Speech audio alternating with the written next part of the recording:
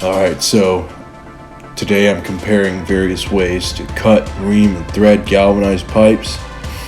Here I'm using 3/4 pipe to demonstrate. First I'll be doing it all by hand, the traditional way. Then we'll go into a more modern way. And finally we'll be doing it like the new guys do it.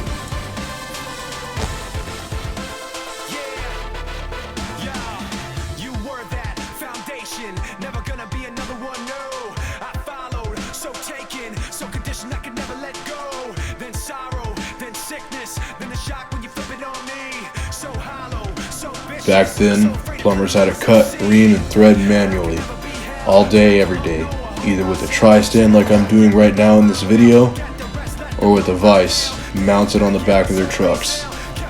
This process is very time-consuming and can be very tiring, especially on greater diameter pipes.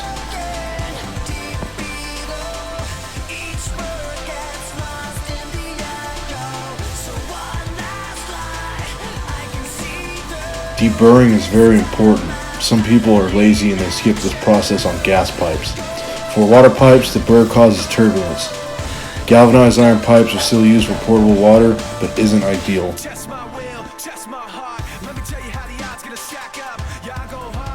Beforehand, I was going to use my 3/4 Ridgid 12R ratchet and die. It wasn't threading for some reason, so I switched to an OOR ratchet.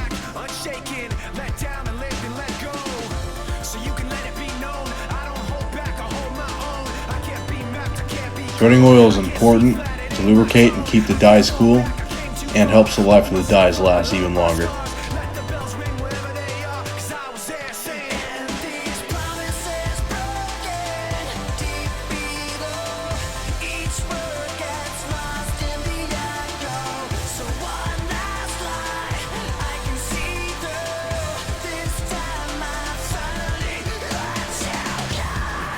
At this point, I'm using my upper body weight to help carve the threads into the pipe.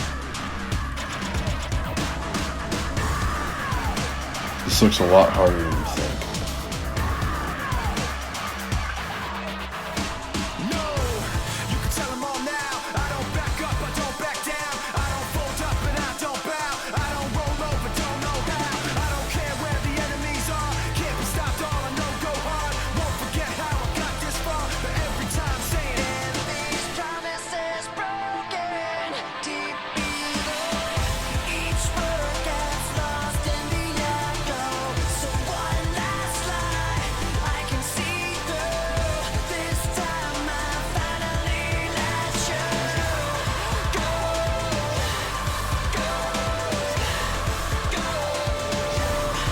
So right now my pipe is almost flush with the face of the die, which is the way that I was taught.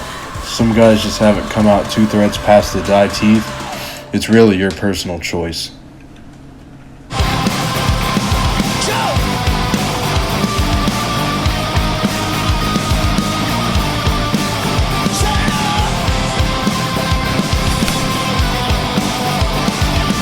So that's pretty much it. Perfect threads.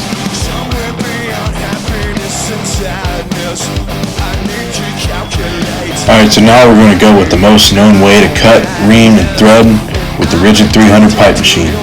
This machine is still used till this day for residential and commercial natural gas rough-ins. The only true downside to this machine is the weight and the power cord. Other than that, you really can't go wrong with it.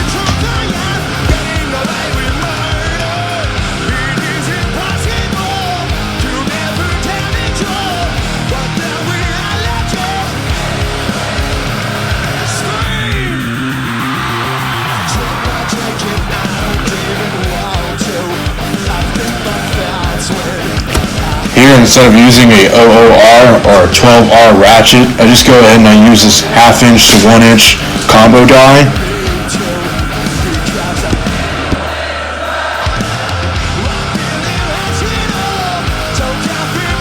I use way more cutting oil on machines. They tend to get real hot versus the manual ratchets.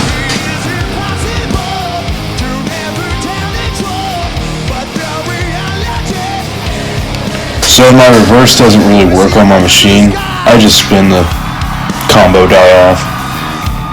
And there we go. We're done.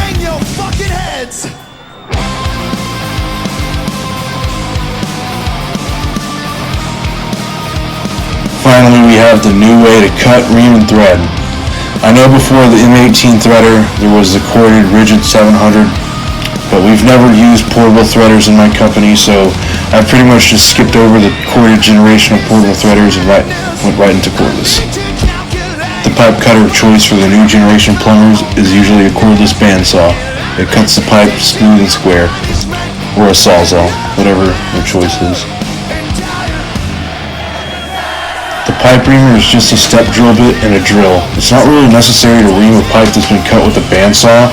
There really isn't a burr on the inner diameter, but I still ream it anyways. I got the step drill bit idea watching someone ream copper pipes with it.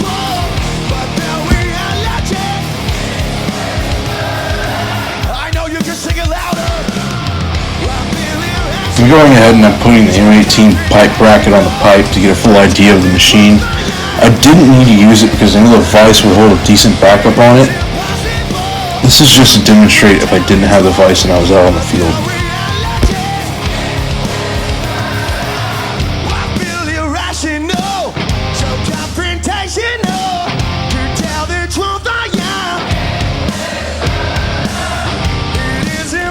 I personally think it's really cool that the M18 accepts Ridgid 12R dies. I kind of like the idea that I can use an old Ridgid die on my new Milwaukee machine.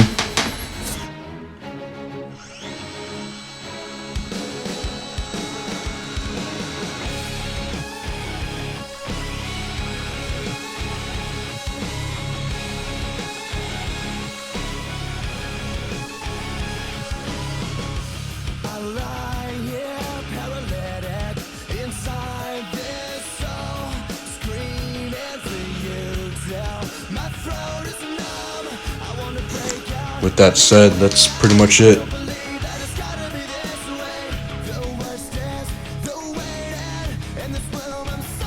Take the bracket off and you're good to go.